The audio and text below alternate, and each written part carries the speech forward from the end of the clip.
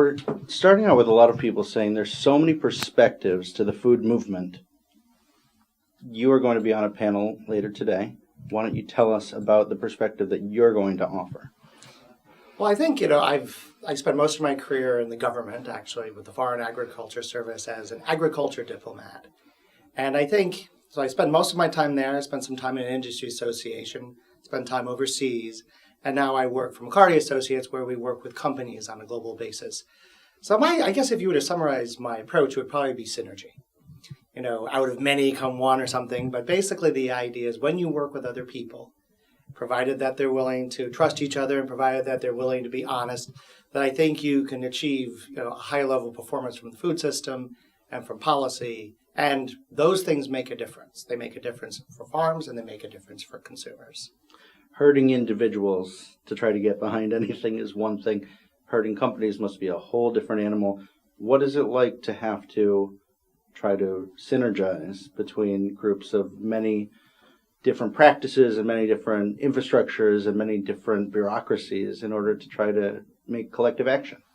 I think, maybe I'll talk about one of the efforts we're doing. There's something that we've launched called the Alliance for Food and Health. And basically what it is, it's an attempt to find a better way forward on non-communicable diseases as related to food, health, and obesity.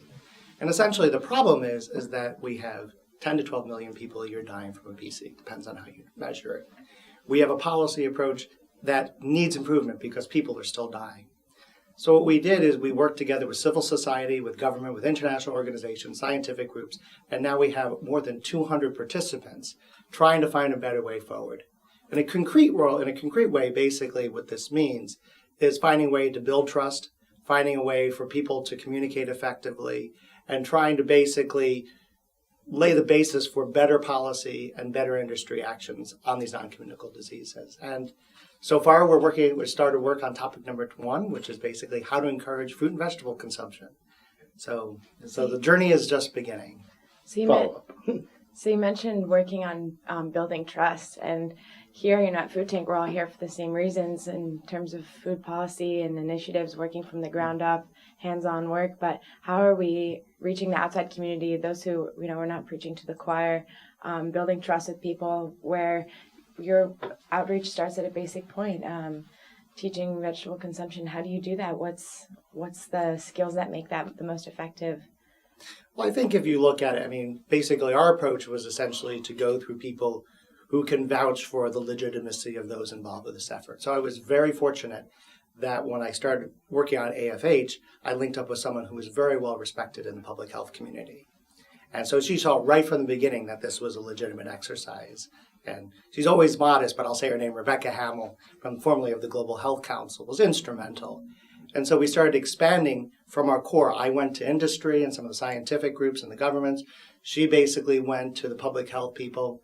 And so as they saw that we were actually doing as we said, that this was legitimate.